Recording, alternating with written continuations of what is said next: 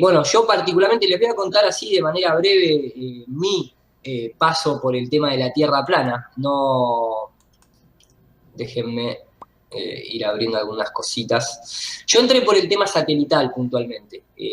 Entré por el hecho de ver que los satélites, en esa nota periodística, se hablaba de que los satélites no estaban orbitando alrededor de la Tierra.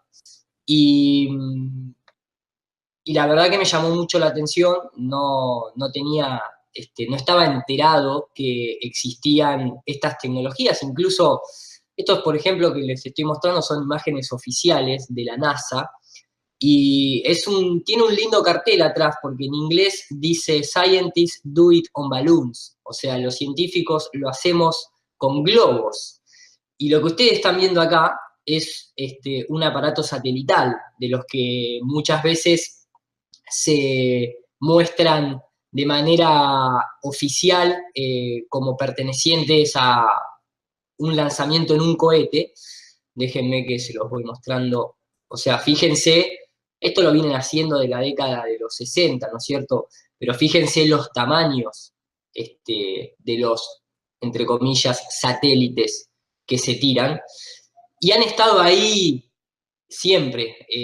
Después viene el show de la NASA. Discúlpenme la desprolijidad.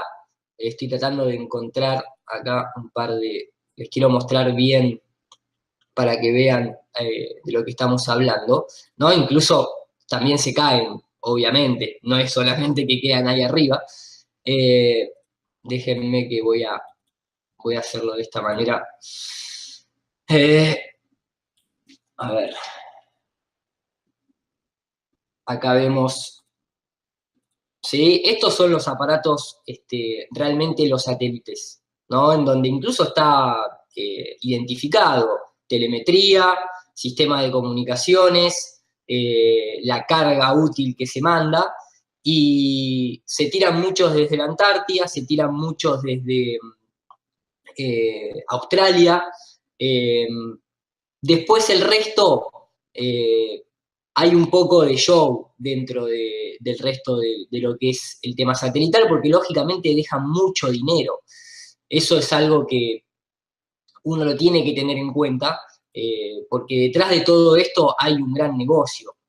La tecnología aeroespacial es un poco el nuevo mercado que abre oportunidades a enriquecerse, sobre todo cuando hablamos de países de primer mundo con respecto a países de tercer mundo. A nosotros nos venden la soberanía satelital. Argentina, de hecho, tuvo en varias oportunidades el lanzamiento de el ARSAT 1 y el ARSAT 2, en donde lo paga el pueblo. O sea, la realidad es esa, no es que son compañías privadas o emprendimientos privados. Cuando se habla de soberanía satelital, lo paga el pueblo. Y cuando yo les digo el tema de cómo se lanzan estos satélites, acá se van a poder hacer una idea, esto es oficial, esto es todo oficial de la NASA, y este tipo de cosas nunca se muestran en la televisión. O sea, a la hora, en los medios de comunicación, cuando se habla de tirar un satélite, viene el lanzamiento en el cohete, viene toda esa preparación, viene toda esa puesta en escena, pero este tipo de cosas ni siquiera se comentan, ¿no? No es que hay una noticia que dice, hoy vamos a lanzar un satélite desde un camión con un globo. ¿Por qué? Porque la idea es que la gente ni siquiera sospeche de que tal vez, porque obviamente la narrativa oficial va a ser, no, bueno, pero estos son una clase de satélites y los que nosotros lanzamos con cohetes son otra clase de satélites, porque tienen que ser satélites geoestacionarios que vayan a 36.000 kilómetros de distancia para que se queden en ese punto Lorenz dándole vueltas a la Tierra y toda una cuestión tecnicista que marea, lógicamente, pero este tipo de lanzamientos son constantes, o sea, de manera diaria, básicamente. No es que esto se hace una vez cada 5 años. Esto es constante. De hecho, la NASA es el consumidor número 1 de helio en el mundo. Es la empresa que más helio consume y compra en el mundo, lo cual acá pueden ver tirándolos desde tierra. Estos son equipamientos súper pesados, por eso se tiran desde camiones. Estos no son globos de los meteorológicos, que se tiran equipamiento mucho más liviano, que se tiran diariamente, incluso hasta varias veces durante el día, porque se utiliza para sacar telemetría, para después proveer a los servicios meteorológicos, cuando supuestamente están los satélites ahí orbitando constantemente. Entonces, es un tema que abarca muchísimo dentro, porque es una conspiración realmente. De hecho, acá lo que ustedes pueden ir viendo es, fíjense, a medida que los satélites se van alejando, cómo uno los deja de ver. Y acá estamos hablando apenas de kilómetros. Mucha gente se confunde y dice, no, yo veo a la noche, veo satélites porque yo veo el puntito blanco que pasa por arriba mío. Es imposible ver un satélite desde la perspectiva que lo cuenta la narrativa oficial.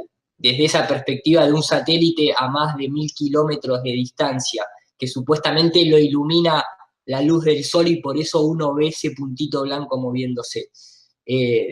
No da lo que se llama la resolución angular, no da la distancia. Y esto fíjense que es oficial de la NASA, es del propio video de la NASA. Estos globos llegan a 40 kilómetros de altura. Fíjense que ahí ustedes ven el globo blanco, transparente, iluminado obviamente por la luz del sol. Esto está apenas a menos de 20 kilómetros en este momento, o sea, está un poco más arriba que un avión comercial. Y ustedes acá ya no le pueden ver ni siquiera el hilo ni la carga que está por debajo. Imagínense cuando esto llega a 40 kilómetros. Imperceptible. Acá, esto no sé si se llega a ver por la calidad tal vez del video, pero este puntito que está ahí abajo, ese puntito que está ahí, en realidad es eso que ustedes ven acá. Tiene el tamaño de un camión. Y sin embargo, cuando está a 20 kilómetros, 18 kilómetros de altura, ya ni lo ven. Entonces, imagínense tratar de ver un satélite a 1000 kilómetros de distancia. Es imposible. La realidad es esa. Y después, imagínense que este simple video de la NASA oficial, cuando llega al final, muestran esta pequeña filmación a 40 kilómetros de altura, y acá no hay curvatura. Esto es la Tierra en su esplendor, y mucha gente se confunde con esa línea de ahí atrás. Muchas veces la gente cree que ahí está viendo una curva y no un círculo. Y cuando uno se pone a ver un poco la óptica y cómo funcionan, porque lógicamente nosotros hemos ido, bueno, acá el globo después cae a tierra y se recupera, y esas son un poco las filmaciones que se muestran, ¿no? Y nosotros estamos todo el tiempo acostumbrados a lidiar durante año tras año tras año de nuestra vida con imágenes provistas desde el espacio de la NASA de una Tierra esférica, y entonces, claro, es muy difícil tal vez sacarse de la cabeza esa situación, porque lógicamente todo el tiempo a lo único que uno ve es una Tierra esférica constante, provista por los medios de comunicación de masas, por las películas, por Hollywood, por los noticieros, por la NASA. Es como que a mí, por lo menos, me sirvió mucho cuando yo dije, bueno, está bien, pero si la Tierra no es esférica, ¿cómo es la Tierra? Y hay mucha gente que ha tirado cámaras de altitud, yo estoy adelantando simplemente, y estos son varias compilaciones de videos. Y acá, por ejemplo, yo nunca en mi vida, hasta entrar en este tema, había visto una cámara de altitud como esta, donde se puede ver el sol y un reflejo cenital. Recordemos que en la ciencia oficial el sol está a 150 millones de kilómetros.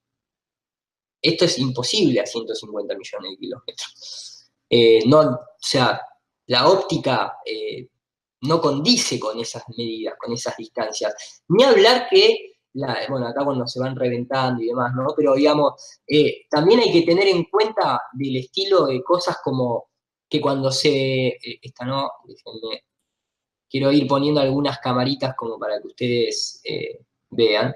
Eh, Tengan en cuenta que cuando se hicieron todos los cálculos de la distancia del Sol, de la distancia a la Luna, todavía ni siquiera se había inventado el globo aerostático para comprobar absolutamente nada. No se había ni siquiera inventado ningún dispositivo de vuelo. O sea, desde Copérnico, o desde Galileo, o desde Newton, tuvieron que pasar 400 años para poder más o menos tener eh, un instrumento capaz de volar, ascender y ver si realmente todos esos cálculos coincidían con la realidad observable. Estamos hablando de varios siglos antes de que realmente se pueda determinar si había o no había curvatura en la Tierra, ¿no? Y obviamente nosotros hoy en día lidiamos mucho con esto, lidiamos mucho con efectos de cámara ojo de pez, en donde mucha gente que tal vez no está metida en el tema, no sabe muy bien lo que está viendo, si realmente a esa altura se debería ver de esta manera, o de esta, o de esta, o de esta, o de esta. Y acá no importa cuánto se asciende, el efecto siempre es el mismo. Hay muchísima información de esto en internet, va a haber de la gente que te dice que no, que eso es así porque la Tierra es curva, pero la realidad es que nunca nadie vio la curva, nunca vio nadie que el agua se curve, no hay experimentación al respecto. Entonces se entra en un torbellino que muchos de los que están acá, que lo escuchan por primera vez, tienen que tener en cuenta que ya hay 5 años de información masiva en donde se refuta, se aclara, se refuta, se aclara todo el tiempo. Y yo por lo menos desde mi perspectiva, con respecto a las cámaras de altitud, porque a mí siempre me gustó tratar de desprogramarme, ¿no? Un clavo saca otro clavo, y lo primero que uno tal vez tiene que tratar de hacer es quitarse esa imagen esférica de la NASA, de una bola perfecta ahí flotando en el espacio y todo el tiempo, ¿no? Esta imagen de acá mostrándonos desde la supuesta Estación Internacional Espacial. Eh, Hay que estar constantemente lidiando con eso. Yo lo que pude ir determinando con el tiempo es un poco, déjenme que se los voy a poner acá, eh, un poco, el tema es lo siguiente, la mayoría de las personas que se meten en la Tierra plana, fíjense que ni siquiera en el colegio o en la universidad, salvo que estudies alguna carrera que tenga que ver con la geografía, con la medición de terreno, nosotros ni siquiera sabemos a qué altura nos tenemos que elevar para ver la curvatura de la Tierra, lo cual debería ser la primera pregunta y la primera respuesta que uno se tiene que hacer. O sea, si yo me voy a poner a discutir si la Tierra es una esfera o la Tierra es plana, por lo menos tengo que saber en qué momento yo debería ver la curvatura, porque hay gente que te dice que la curvatura la ves porque ves que un barco desaparece en el horizonte a nivel del mar, o sea, debería estar ahí muy cerca la curvatura como para que un barco desaparezca y sea debido a eso. O que ciertos objetos se ocultan detrás del horizonte en realidad porque la Tierra baja detrás de ese horizonte. Entonces, el problema es que dentro de una esfera, si eso fuese de esa manera, es porque el horizonte es tratado como algo geométrico. En la Tierra plana, el horizonte es un límite basado en cuánto vos podés ver a la distancia, pero no es un límite geométrico, físico, que exista, que vos puedas ver ese horizonte. El horizonte siempre va apareciendo a medida que vos tenés o un objeto, un dispositivo que te permita ver más lejos, o a medida que vos te vas acercando a ese horizonte. Pero el horizonte siempre es como un arco iris, vos no podés llegar nunca al arco iris. Siempre lo vas a ver lejano a tu vista. Yo cuando, o cualquiera que se pone a investigar, dentro de la propia matemática, la ecuación de curvatura es básicamente la de casi 8 pulgadas por milla cuadrada. Quiere decir que cada vez que uno recorre una milla cuadrada, la Tierra debería curvarse estas 8 pulgadas hacia abajo, y eso es exponencial porque es un círculo, como para que se forme esa curvatura que uno ve ahí. Lo puede deducir por trigonometría, lo puede deducir por el método de Bhaskara, la cuenta es la misma porque los números no mienten. Incluso dentro de la propia ciencia oficial, cuando uno consulta a ciertas fuentes de información, se va a encontrar que matemáticamente lo tienen que decir. La curvatura de la Tierra se tiene que ver claramente a los 20 kilómetros de altura. Los 20 kilómetros de altura es la mitad de la altura a la que llegan estos globos con los que se arrancó la charla. Esta imagen que ustedes ven acá, que está hecha en AutoCAD, por una persona que se dedicaba a la parte de ingeniería civil, digamos, la parte magenta es la curvatura que se debería ver en esta situación, en esta cámara, a esta altitud. Y como ustedes ven, el horizonte siempre está a nivel. Entonces, cuando uno va viendo estas compilaciones de cámaras que llegan al doble de la medida oficial, siempre se va a encontrar con la misma situación, se va a encontrar con una fuente de luz muy cercana, se va a encontrar con un horizonte recto, y se va a encontrar con una situación de que no se puede ver más lejos porque no da la resolución del dispositivo. Incluso acá pueden ver imágenes que son reales, eso que ustedes ven ahí atrás, acá abajo, es un avión que está pasando y está dejando lo que se llama, bueno, hoy en día es un tema bastante discutido si es una condensación de vapor o es una condensación química, pero esto es una línea recta de varios kilómetros de distancia, cuando supuestamente debería ir siguiendo un poco la curvatura de la Tierra. Ahora, lo que sí a veces sucede es que, tanto cuando uno está, por ejemplo, en el mar abierto, o cuando está arriba de una montaña, o cuando está arriba de un avión, si las condiciones son bastante limpias, uno puede tener el máximo de visión. Y ese máximo de visión va a ser un círculo. ¿Por qué? Porque el ojo, al igual que cualquier lente, el ojo tiene esta forma, ¿sí? Tiene una forma cóncava, ¿bien? Perdón, convexa. Entonces, como el lente tiene esa curva, tiene esa panza, si las condiciones son buenas, lo máximo que vos vas a ver siempre es un círculo, pero no una curva. Y eso es lo que se va viendo, ¿no? Incluso esto está sacado de una página de ciencia que se llama OptiWiki, que sería como una Wikipedia, pero que toca todos los temas de óptica. Está en inglés, pero acá ustedes pueden ver resaltado en rojo que dice justamente que siempre la imagen resultante, de manera obvia, va a ser circular. Esto es un poco el proceso de cuando se transforma una cámara que tiene un ojo de pez, se lo transforma en una cámara llamada rectilineal. Obviamente se venden cámaras ya rectilineales, pero todo esto se los muestro para que ustedes vayan haciéndose la idea de que siempre las lentes van a deformar y siempre las lentes van a finalizar en una imagen circular, pero no curva. Eso es otra cosa totalmente distinta. Acá se pueden ver imágenes en donde el globo está lanzado de noche, se ve la fuente de luz en la lejanía, algo que no debería suceder en una Tierra esférica. Y estas son todas cosas que ni se tocan en los noticieros o en los programas de ciencia. Nadie va a prender la televisión y se va a encontrar con History Channel o con Discovery Channel mostrando nada de todo esto. Esto es una cámara, incluso ustedes van a poder ver cómo las nubes cambian de forma, como en la vida real, algo que nunca se ve en los videos de la NASA. El horizonte totalmente recto, y acá estamos hablando de distancias de varios de cientos de kilómetros. Entonces, acá son, por lo menos, en estos varios años de que hay mucha gente ya metida en este asunto, la verdad que la recopilación de información que hay es muchísima. Y cuando uno eso lo pone en una balanza, para justamente, bueno, esto también en Estados Unidos y en varias partes del mundo sale ya en los noticieros, de alguna manera ridiculizando, pero no pueden dejar de hablar del tema, porque se ha hecho una situación mundial. Esto, ustedes acá pueden ver el subtítulo, pero es constante.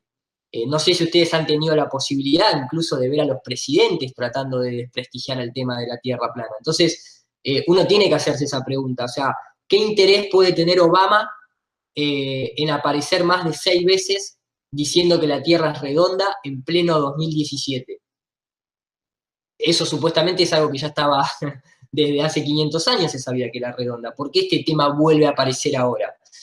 Y la respuesta es porque ahora nosotros, como gente común, tenemos instrumentos para nosotros mismos, sin depender de ninguna agencia gubernamental, determinar las observaciones y compararlas con las hipótesis, con las teorías, con las ecuaciones, con la matemática, digamos, pura y exclusivamente hablando, y no están dando las cuentas. O sea, la observación que se tiene de nuestro mundo no coincide con que la Tierra gire ni con que la Tierra sea una esfera.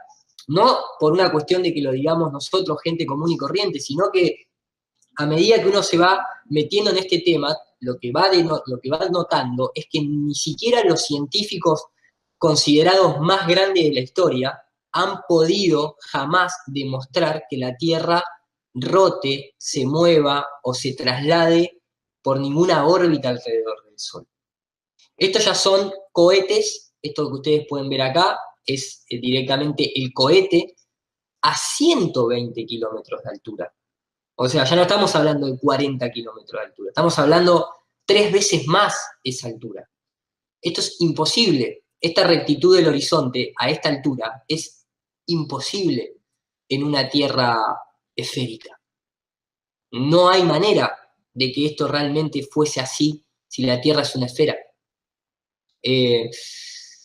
Yo cuando fui viendo todas estas recopilaciones, todas estas investigaciones, todos estos experimentos, realmente no lo puedo dejar de lado. Por más que los medios de comunicación nos bombardeen con imágenes de la NASA es una institución fundada por personas que ahora después les voy a mostrar, muy dudosas de ser, digamos, gente ligada a la buena fe, ¿no?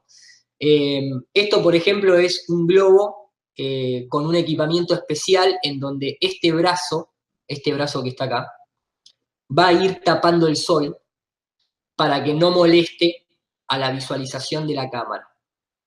Esto que ustedes están viendo acá es lo que les comentaba, siempre de esa forma circular, pero también lo que están viendo acá en contraste color azul es cómo el sol ilumina. Y el sol ilumina de forma radial, de forma circular, no de forma paralela, entre comillas, como nos hacen creer de que los rayos del sol entran paralelos.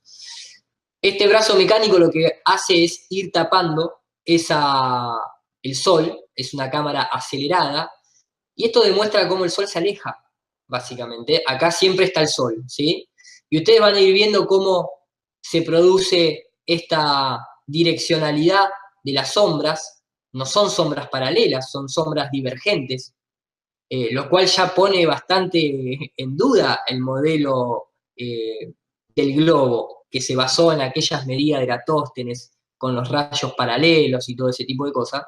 Y esto es un poco lo máximo que se puede ver a esa altitud. Es imposible ver, por más que la Tierra sea plana, no se puede ver desde Perú hasta Europa porque la Tierra sea plana. Porque existen otras cosas como la perspectiva, el punto de fuga, obviamente un telescopio no es un lente sagrado, omnipotente, que te puede hacer ver hasta la infinidad.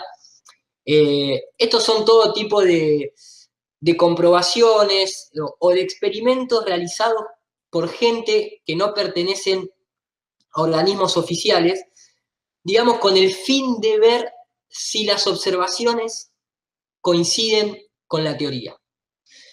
Yo les mencionaba recién Eratóstenes, por ejemplo, ¿no? Y esto para que se den una idea, en aquella época, unos 300 años antes de Cristo, sin ningún tipo de medios tecnológicos ni nada por el estilo, se asumía de que los rayos del sol entraban paralelos, entonces se producían dos sombras distintas, en donde acá, como ustedes pueden ver, si la superficie es curva, este obelisco no proyecta casi sombra y este obelisco proyecta una sombra larga.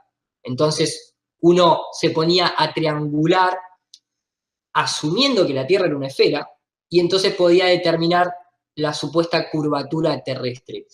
El problema es que si la luz es cercana, también se produce lo mismo. Ahora se los voy a mostrar. Me refiero puntualmente, a ver si lo tengo por acá. El modelo es válido para las dos situaciones. Si los rayos del sol entrasen paralelos y uno compara esas dos sombras, puede determinar la curvatura de la Tierra. Pero si el sol está cercano, también se va a producir lo mismo. Uno de los objetos que tiene el sol encima no va a proyectar sombra, y a la distancia, el objeto que está más lejos va a proyectar la misma sombra que se proyecta en el otro modelo. Entonces, un poco va en la premisa que uno quiere comprobar. Ahora, ¿el problema cuál es detrás de todo esto?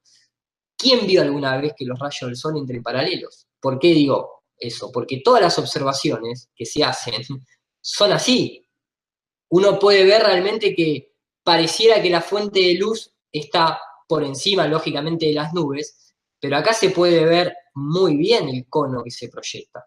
Entonces, uno desde tierra ve que se proyecta la luz de manera divergente. Cuando vas a 40 kilómetros de altura, ves la misma proyección de luz divergente. Nunca se produce esto. Siempre se produce esto. Estos rayos así no se ven nunca. Ahora, ¿cómo comprobábamos todo esto? Hace apenas 100 años atrás nada más. Si hace 100 años atrás más de la mitad de la población era analfabeta o no tenía ni siquiera los medios para ir a la educación que quisiera. 100 años atrás estoy hablando nada más. Entonces, esto es un poco de lo que les hablaba. Acá el punto es, yo con la medición de las sombras puedo determinar o la curvatura de la Tierra o puedo determinar la distancia al Sol. El experimento es el mismo, las cuentas son las mismas, la trigonometría es la misma, es simplemente la premisa que yo me pongo, que quiero de alguna manera descubrir. Ahora, en este dibujo que ustedes ven acá, los rayos del sol deberían entrar como están esas líneas amarillas, pero eso no se observa.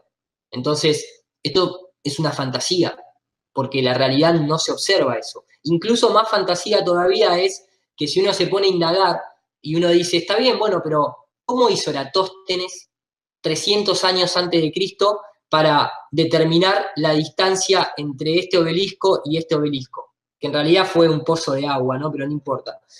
Porque estamos hablando 300 años antes de Cristo, o sea, no es que llamabas por teléfono o mandabas un mensaje por celular preguntando, che, ¿cómo está la sombra allá a 800 kilómetros de distancia? Entre Alejandría y Siena hay 800 kilómetros de distancia. En una época que ni siquiera se usaba el kilómetro se estableció en el siglo XVIII, siglo XVI, por el siglo XVII. Entonces, ni siquiera se hablaba en kilómetros. Ahora, la historia oficial nos dice esto, que está marcado en azul, que es que Eratóstenes contrató a un camellero para que fuera hasta Siena y midiera la distancia que había entre las dos ciudades. Esa es una opción, o sea, la persona fue contando los pasos del camello. O la otra opción es que se contrató un grupo de soldados que siempre daban el paso firme y uniforme.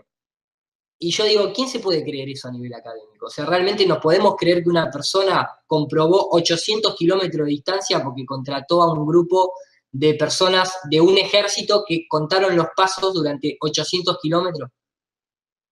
Y esto, obviamente, en una universidad no te lo van a contar.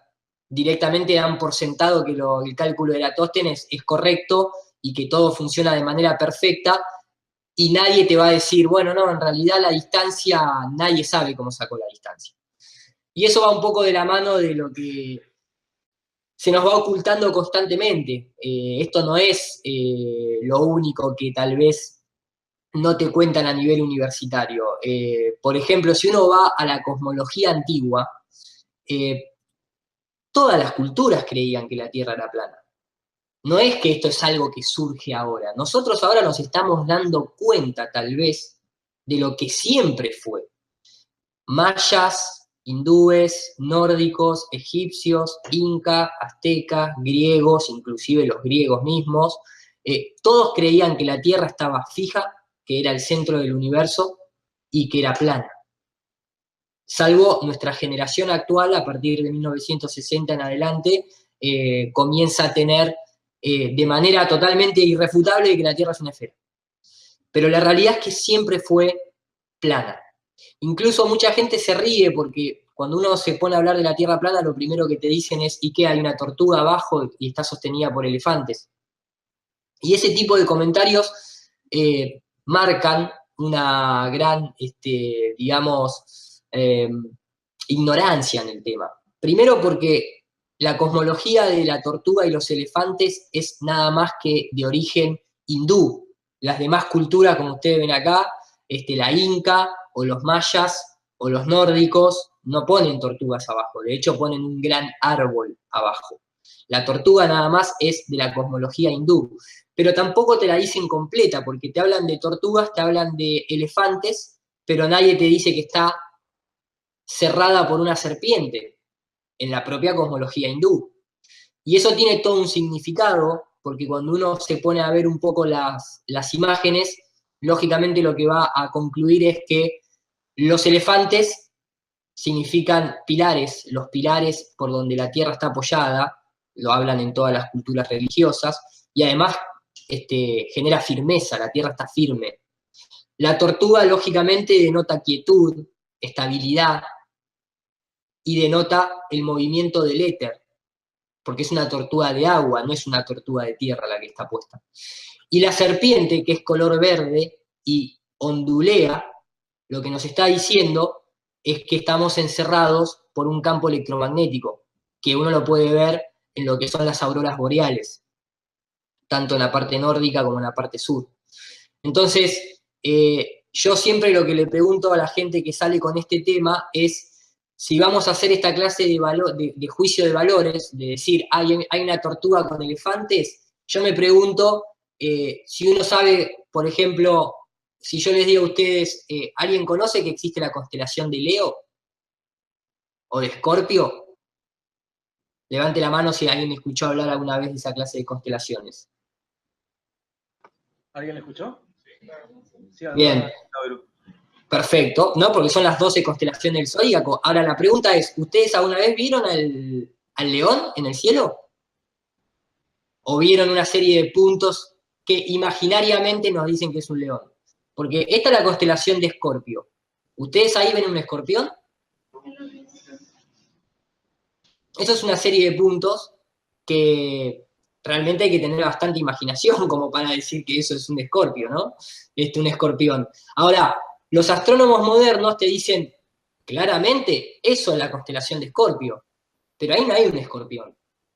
Entonces, si nosotros vamos a poner ese tipo de pautas ridículas de no saber interpretar lo que significa una serpiente, una tortuga y un elefante, pero sí se va a avalar a rajatabla de que ahí hay un escorpión en el cielo, ahí es donde empieza la disonancia cognitiva, porque la astronomía moderna utiliza ese tipo de conceptos también para comunicarse entre ellos. Esto es simplemente una forma de contar una historia. Es simplemente cuando uno dice el Cordero de Dios que quitas el pecado del mundo, yo no soy católico, ni soy religioso, en base a todas estas cosas que llevo investigada, entiendo que las religiones están bastante corruptas, pero cuando se habla del Cordero de Dios, es el ciclo donde está Aries, donde está el Cordero, donde está el carnero en el cielo. Y cuando se habla de Jesús, se habla de la era de Piscis. Y cuando se habla de Tauro, es el toro. Y constantemente son simples alegorías, son formas de contar una historia. Es algo que incluso en varias religiones siempre se habla de no adorar imágenes. Y sin embargo, lo primero que el hombre hace es hacer una imagen, automáticamente. Y cuando uno tal vez mira al cielo, no solamente cuando mira al cielo, incluso también cuando tal vez habla de los días, incluso de la semana, uno no se da cuenta que constantemente estamos invocando dioses creados. Cuando uno habla de los días de la semana, déjenme que se los muestro acá, son los mismos dioses paganos que se adoran desde que Roma existe. Sunday es el día del sol, Saturday, que es el sábado, es el día de Saturno, Venus es el viernes, Júpiter el jueves, Mercurio el miércoles, martes Tuesday hace obviamente invocación a Marte de forma directa, y los lunes es el día de la luna. Entonces, todo este tipo de situaciones hay que contemplarlas, porque incluso hay un gran banquero bastante corrupto, que fue uno de los principales en desprestigiar y hundir a Tesla, a Nikola Tesla, que hoy en día siguen operando como cualquier persona en las situaciones bancarias, ¿no? Que es la familia de los JP Morgan.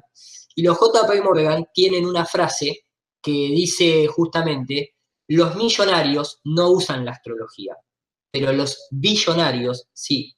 ¿Por qué? Porque todas esas familias, todas esas élites utilizan la astrología, porque es la única manera de entender por qué hay ciertas energías que benefician en determinado momento a el plano en general, no al ser humano solamente, sino, digamos, nosotros cuando vemos las constelaciones tienen una finalidad, que es orientarnos.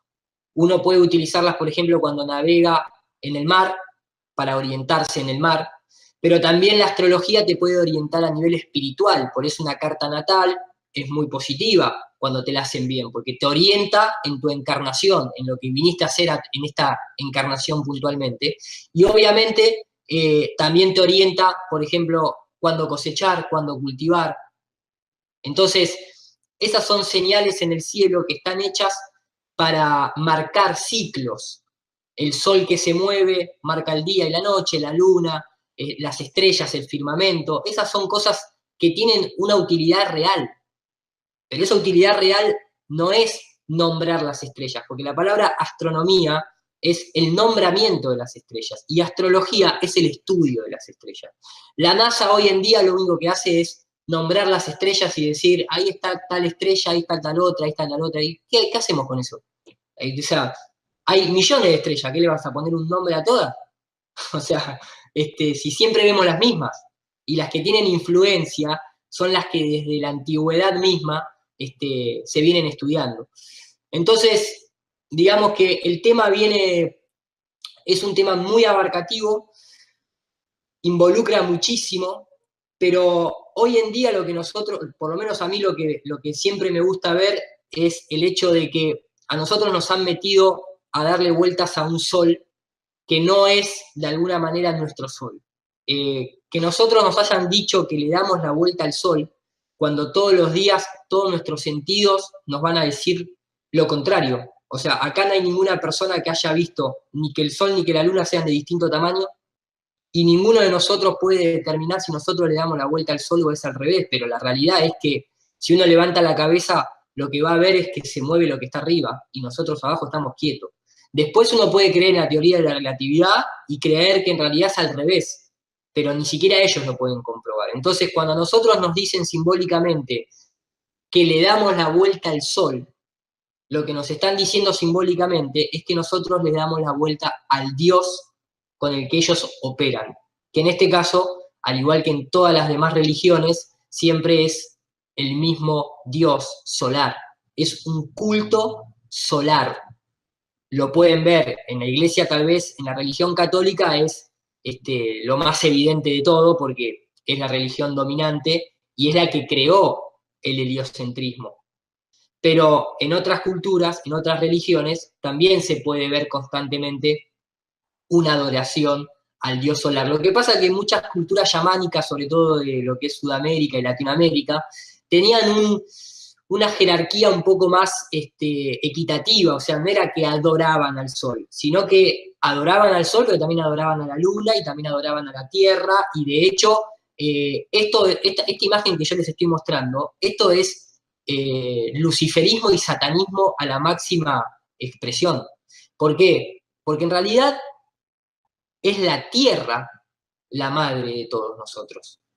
O sea, si no existe la tierra, no existe el sol, no existe la luna, no existen las estrellas, no existe el agua, no existe nada de todo eso, si no existe la tierra. Lo que sucede es que el heliocentrismo, con la teoría del Big Bang, lo que te van a decir es que en realidad es todo al revés. En realidad primero existió el sol, y después vino la Tierra que se formó por la gravedad y se acumuló el polvo estelar y se terminó formando esto y salimos nosotros, sin ningún tipo de evidencia, sin ningún tipo de experimentación científica, ni comprobación científica, ni nada por el estilo. De hecho, la teoría del Big Bang, ¿cuántos de los que están acá saben quién creó la teoría del Big Bang? Levante la mano, por favor. Acá hay un muchacho que ha levantado la mano. ¿Quién creó, maestro, la teoría del Big Bang? ¿Cómo se llama? El sacerdote Exactamente.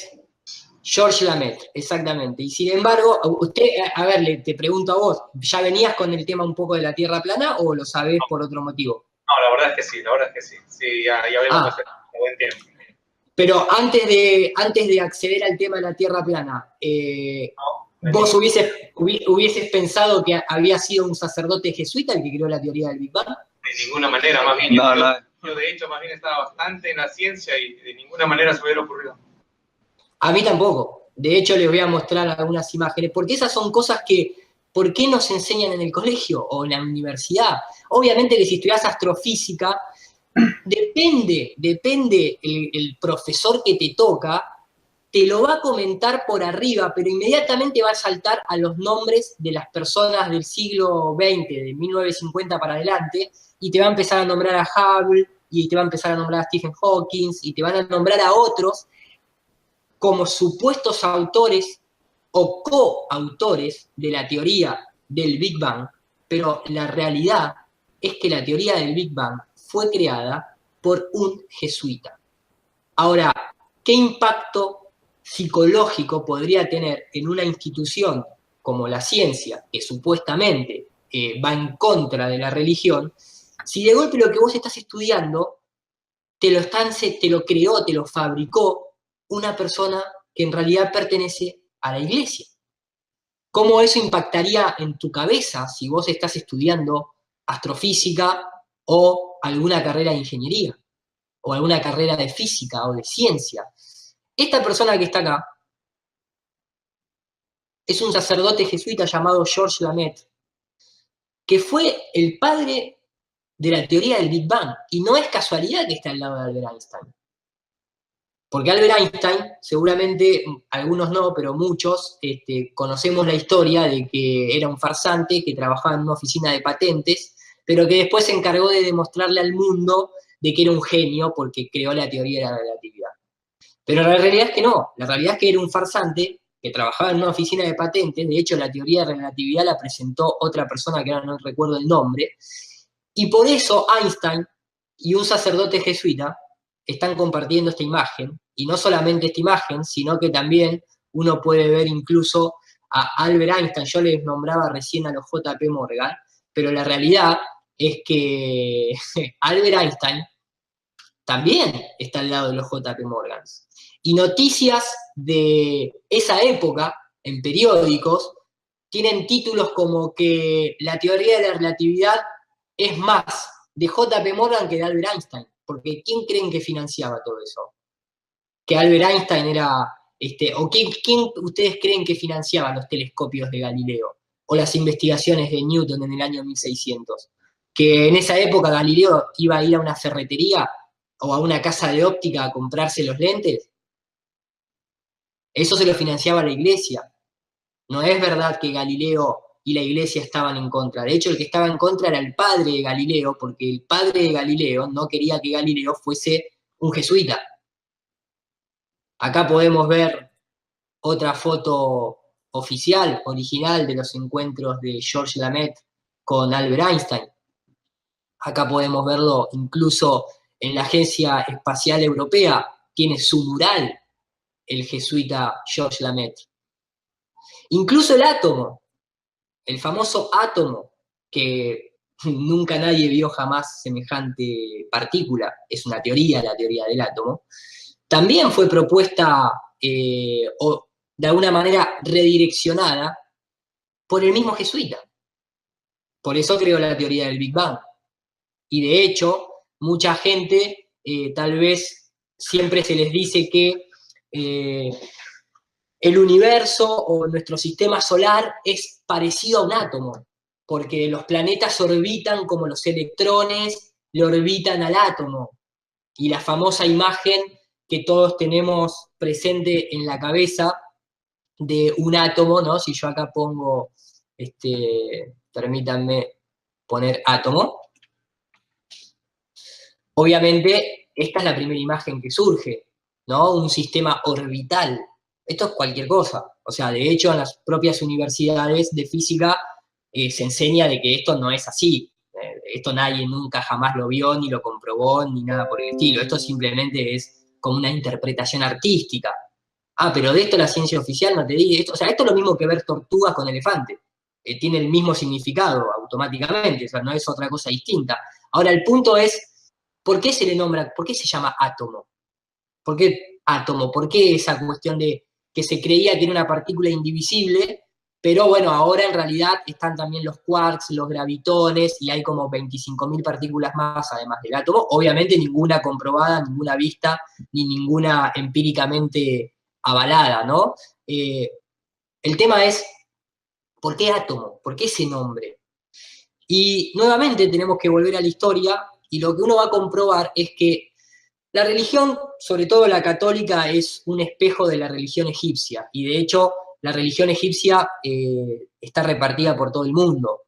Cuando uno ve un obelisco en cada capital del mundo, sobre todo de lo que es Occidente, automáticamente tiene que entender de que ese país, la gente que lo gobierna, pertenece a la Iglesia, al Vaticano. Por eso el Vaticano también tiene un obelisco, ni bien entras en la plaza principal.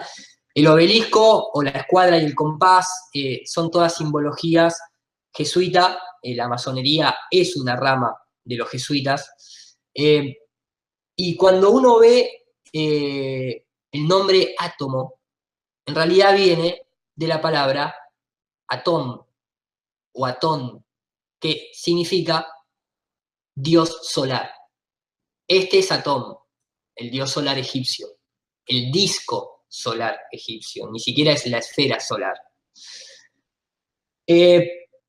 Cuando uno se cree que, cuando uno habla del átomo que es indivisible, en realidad simbólicamente lo que nos están diciendo, cuando uno habla de Atón, está hablando del dios solar, y cuando uno habla del sol, en realidad lo que está hablando es que el sol es una fuente electromagnética, no es una situación de fuego, de una fusión nuclear, como te lo presenta la teoría oficial de que supuestamente el Sol es una fisión nuclear constante, que pierde masa, que gana masa y que llega. No, todo eso es, o sea, no solamente es incomprobable, o sea, la comprobación directa es que el Sol en realidad actúa como una fuente electromagnética. Y de hecho, cuando uno se la pone un poco a, déjenme mostrárselos de una manera un poco más ilustrativa. Acá se los voy a poder mostrar. Esto que ustedes van a ver ahora está en inglés, pero es debido a que, bueno, fue una presentación que hice en Estados Unidos el año pasado y no tuve tiempo de traducirla, pero no es algo que no lo vayan a entender con imágenes. Hay todo un grupo de científicos actualmente que no son terraplanistas, pero sí cuestionan a lo que es la teoría oficial heliocéntrica y sobre todo de la teoría del Big Bang. Se llaman el universo eléctrico, y estos sí son, para los que le gustan tal vez las personas con credenciales, estos sí son astrofísicos, físicos, oficiales, o sea, estudiados en una universidad, que se dieron cuenta de esta mentira. Y entonces empezaron a cuestionar el modelo y empezaron a encontrar un montón de respuestas cuando las cosas son creadas con electricidad y no con gravedad, o cuando son manejadas con magnetismo y no con gravedad. Entonces, este tipo de personas llevan ya varios, no les digo cientos de conferencias, porque no sé si se habrán dado 100 conferencias, pero más de 30 conferencias en Europa constantemente. Tienen su propio canal que se llama Proyecto Thunderbolt. Thunder en inglés es rayo. Y cuando uno se pone a comparar, por ejemplo, en el caso del Sol, déjenme que se los muestre acá. Si yo les pregunto a ustedes, ¿Qué hora del día es esa? ¿Qué hora dirían más o menos? Si quieren levanten la mano con el numerito. 6 de la mañana. 6 de la mañana. No. 12 del mediodía. Mediodía. Bueno, eso es un rayo. Es la noche, es plena noche. ¿Por qué les muestro esto? Porque esta luz de color azul y esta iluminación que ustedes ven acá es producto de un rayo eléctrico.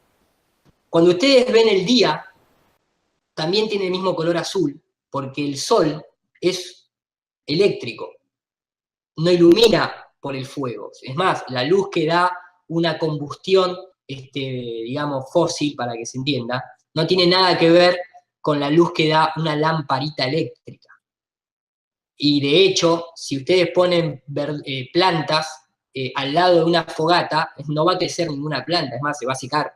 Pero si ustedes ponen plantas al lado de una lamparita eléctrica, la planta crece, porque nosotros somos electricidad constantemente. De hecho, si un ser humano se muere, te reavivan con un electroshock, porque todo lo que está en este plano es eléctrico. De ahí es la simbología de Zeus, el dios del trueno. La creación viene por la electricidad, no viene por la gravedad.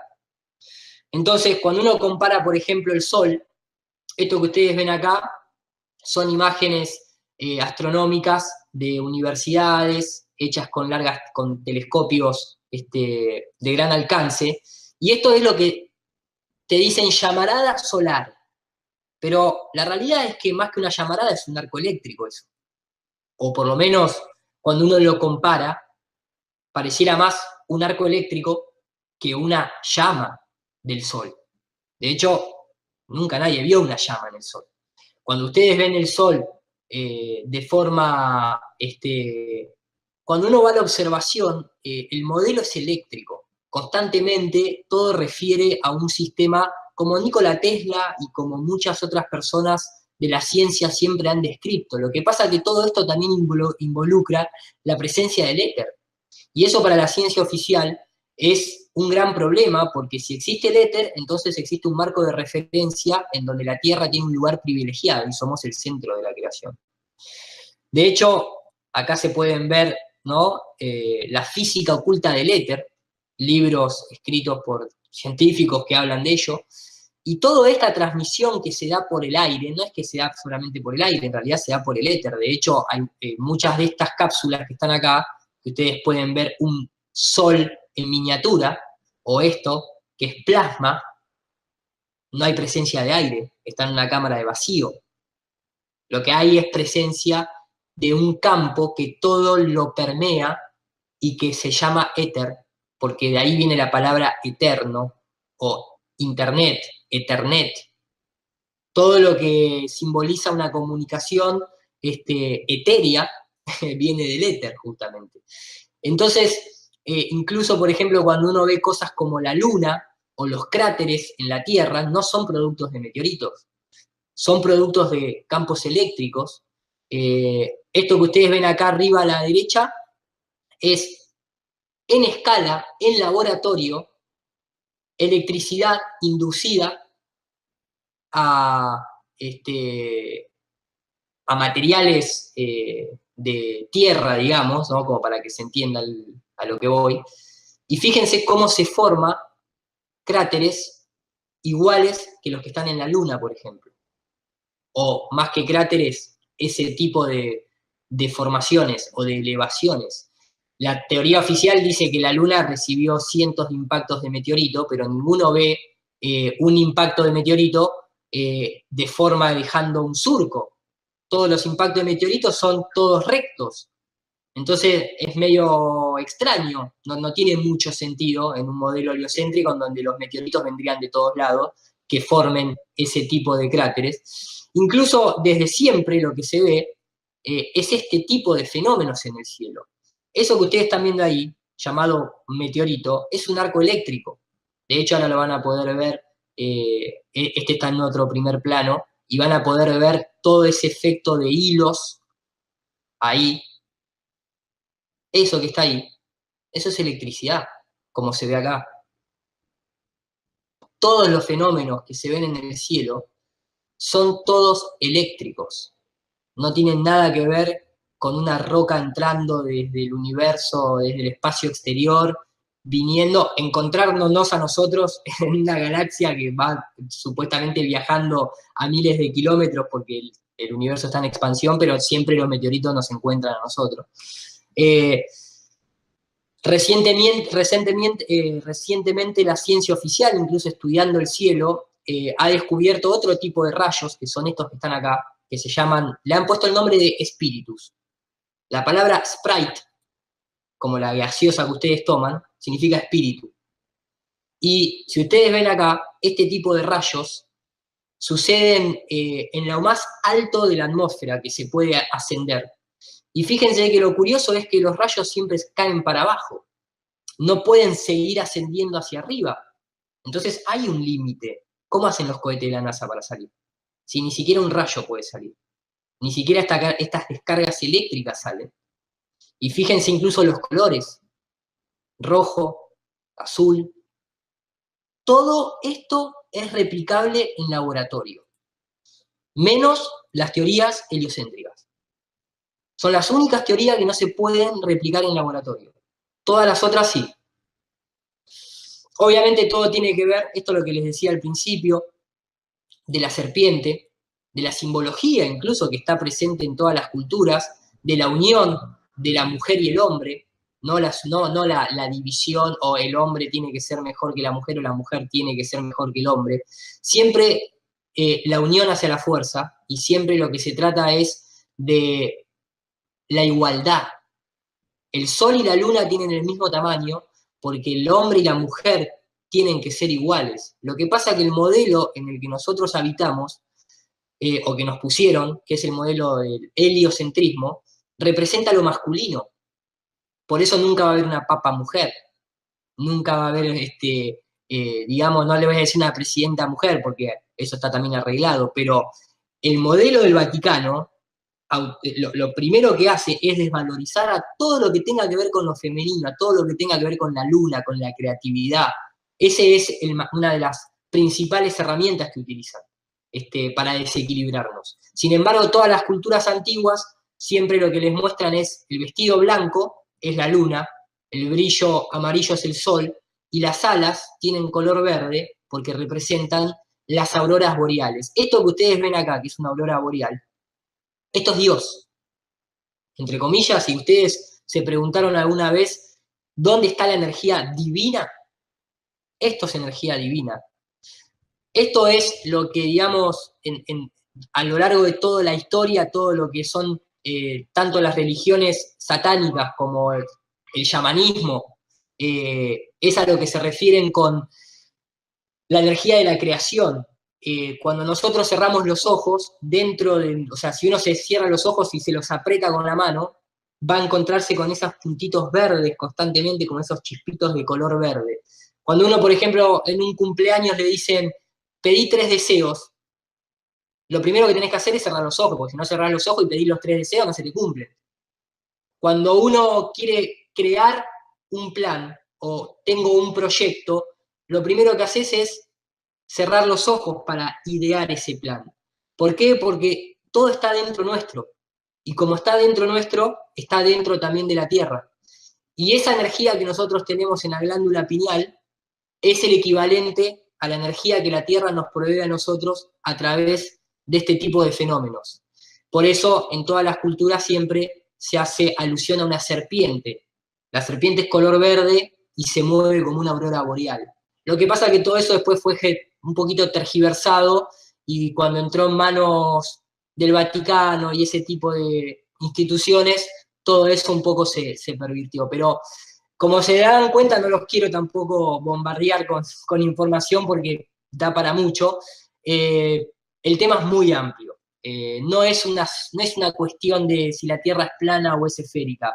Es entender de que vivimos en un sistema de esclavitud total y que la principal herramienta que el sistema tiene para esclavizarnos es meternos en una bola giratoria y desvalorizarnos diciéndonos que somos un granito de arena en el medio de miles de millones de galaxias y que nadie sabe por qué estamos acá. Eso es un poco la generalidad del tema. Como ustedes, si ustedes están viendo acá, fíjense las diapositivas que van pasando, van desde cómo se fabrican las imágenes satelitales, la falsedad de la NASA, la mecánica de los fluidos como el tema del agua, quién creó la famosa luna que se mostró por televisión, la actualidad hoy en día del engaño de la estación espacial, cómo se crea esa falsa gravedad. Es un tema que realmente abarca muchísimo cómo funcionan los satélites, ya más o menos se los comenté al 3% de lo que realmente, de cómo realmente funcionan. Es un tema ya de 5 horas solamente explicar cómo funcionan las telecomunicaciones. Pero acá un poquito es la comparativa. Del lado izquierdo es el show, del lado derecho es la realidad. Eso es más, ustedes tienen el Chasqui 1, si no me equivoco, ¿o no? ¿Han festejado el lanzamiento del Chasqui 1? Sí. ¿Cuándo fue? Hace 2 años, creo, ¿no? ¿2 años? ¿El Chasqui 1? ¿El satélite que mandaron? El Chasqui 1.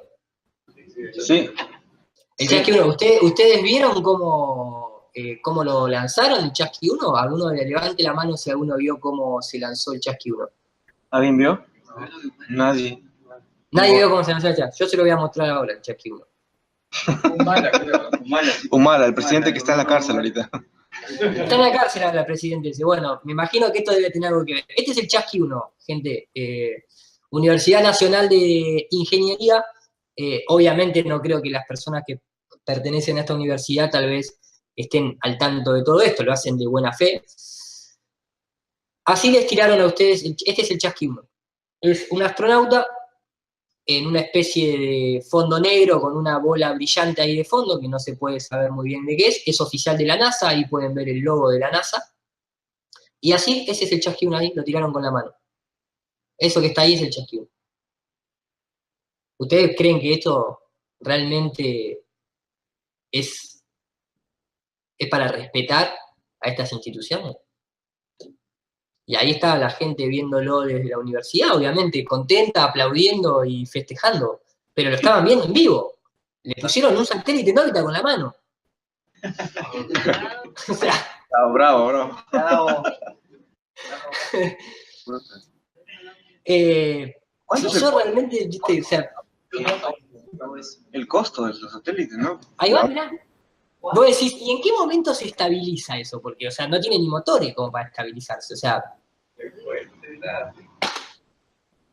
Y ahí está ese es el Chasqui 1.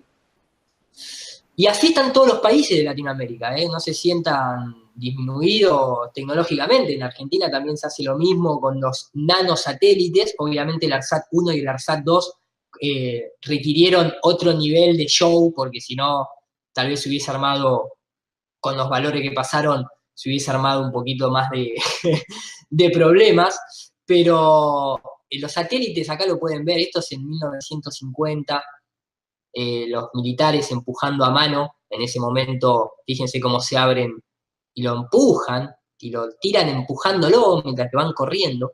Lo único que cambió de 1950 al 2018 es que ahora lo hacen con un camión. Pero después viajaban con aviones y rescataban los satélites mientras que todavía estaban volando. En el 2018, o sea, 60 años de ingeniería y siguen tirando los satélites con globos. ¿Qué está pasando? Incluso algunos, como muestra acá el noticiero, por los vientos de gran potencia, ni siquiera pueden llegar a despegar. Fíjense cómo se lleva puesto todo lo que está ahí atrás, casi mata gente. Esto estamos hablando, esto tiene el tamaño de una camioneta. Volando a 80 kilómetros por hora, se va chocando todo. Misiones espaciales actuales, en donde supuestamente se pone un telescopio en órbita. Miren lo que es el telescopio. Vos decís, pero ¿no está el Hubble? ¿No está el Spitzer? ¿Dónde están todos los telescopios que la NASA tiene? Que siguen tirándolo en un globo. O sea, hace todo lo mismo que hacen los satélites o que hacen los telescopios que están en el espacio, pero con un globo. en el año 2017. Hay algo que no cuadra. Todas las cosas que te muestran en la Estación Internacional Espacial son todas replicables en un avión de caída libre. Todas. A los astronautas le pasan los mismos movimientos que pasa cuando la gente va en esos aviones parabólicos que se llaman aviones de caída libre. Sumémosle a esto que la NASA tiene un presupuesto de 50 millones de dólares por día. Por día la NASA recibe 50 millones de dólares. Más que es la industria número uno, o el país con la industria número uno en efectos visuales. Entonces, si uno comienza a poner capa tras capa, tras capa, tras capa, puede entender que el espacio exterior que nos están mostrando es el reality show más caro y más grande que nos han vendido a todos los países del mundo. Eso es un poco la NASA hoy en día. Y lo que la gente está denunciando es esa transparencia. Cuando uno se mete en el tema de la Tierra plana, no está criticando la ciencia. Al contrario, lo que está pidiendo es que la ciencia sea ciencia y no que sea una cientología. Porque todos estos tipos, más allá de tener vínculos con la masonería o con los jesuitas o con lo que fuese, nos están engañando. Son actores realmente. Y se les están viendo los hilos. Ese es el tema. ¿Cómo puede ser que estos dos astronautas de golpe se traben igual que se traban cuando hacen esa clase de efecto en Hollywood? Este quiere dar la vuelta, el que está acá da la vuelta bien, pero el que está acá, de golpe cuando quiere dar la vuelta, se traba y después da la vuelta.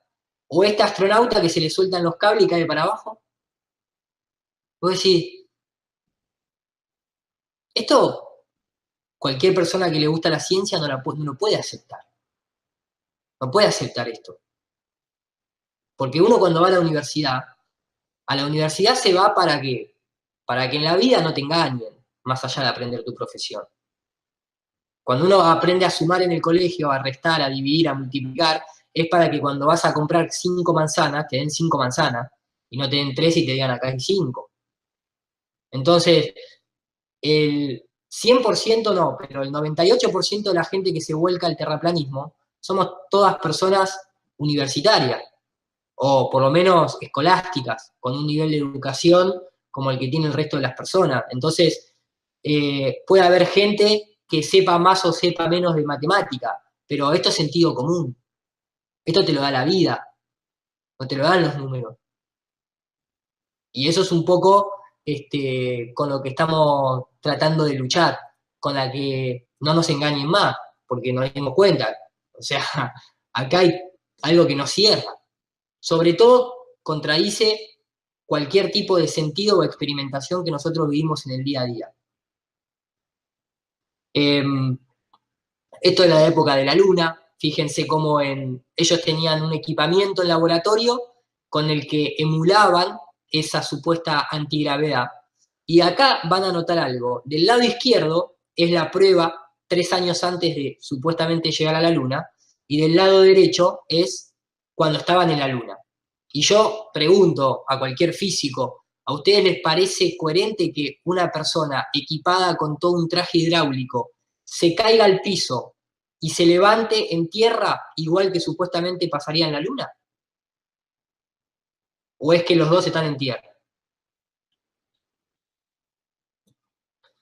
Entonces, ahí les repito, esto da para muchas horas y obviamente es algo en el cual surgen muchas preguntas y hay muchas cosas para explicar y hay que estar explicando cómo funcionan los eclipses, pero entonces qué pasa con la sonda Voyager y entonces por qué los terremotos y los volcanes y el efecto Coriolis. El tema es a dónde está la curva de la Tierra. Yo todo eso te lo explico, pero ¿dónde está la curva de la Tierra? Porque entonces, si no hay curvatura en la Tierra, evidentemente todos esos fenómenos que vos me estás mostrando o que me estás preguntando, tienen que tener otra explicación, porque la Tierra no es una esfera. De hecho, la tiene la explicación, ¿no es cierto? Pero es como para que ustedes se den cuenta que realmente el tema es amplio.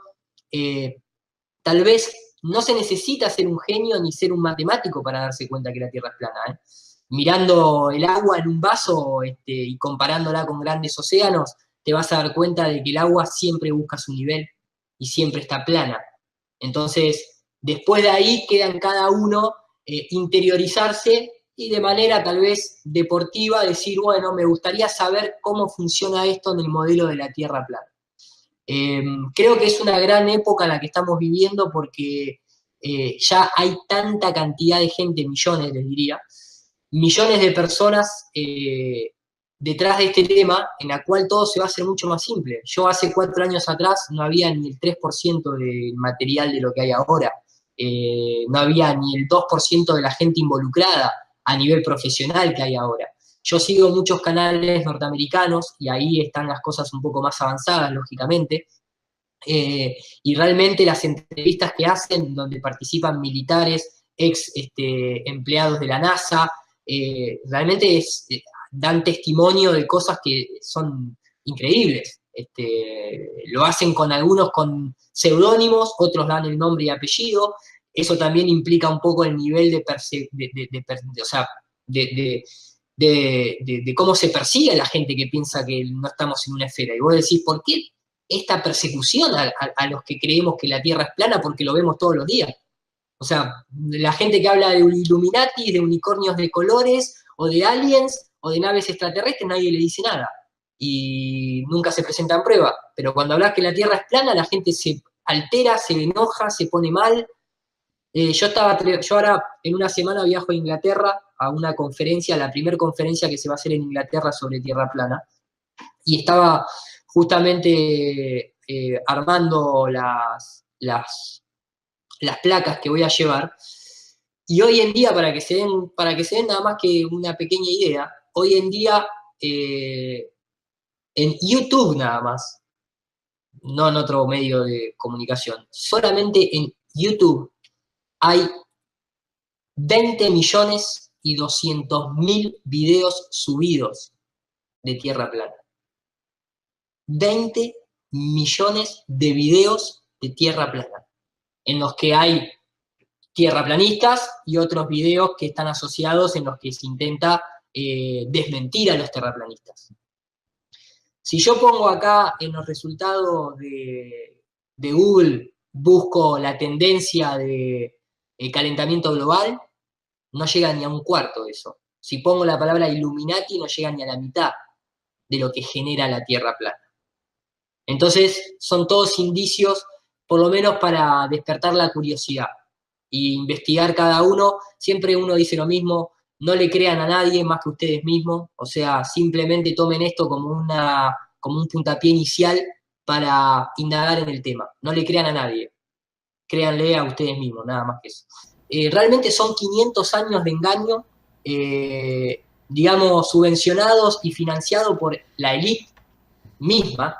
Y entonces nosotros como personas comunes no podemos pretender tener todas las respuestas en 5 años. Menos que ninguno cuenta con un presupuesto ni con ningún financiamiento, digamos, de ninguna institución. Entonces todo esto es muy a pulmón, pero no tenemos nada que ocultar, ni reconocer en que uno puede estar equivocado en una cosa o en otra. La ciencia oficial no puede demostrar que la Tierra sea curva. Si no, depende de una imagen digital de la NASA, que como ustedes están viendo el fondo, esta que está acá está hecha por mí en 1 hora y media.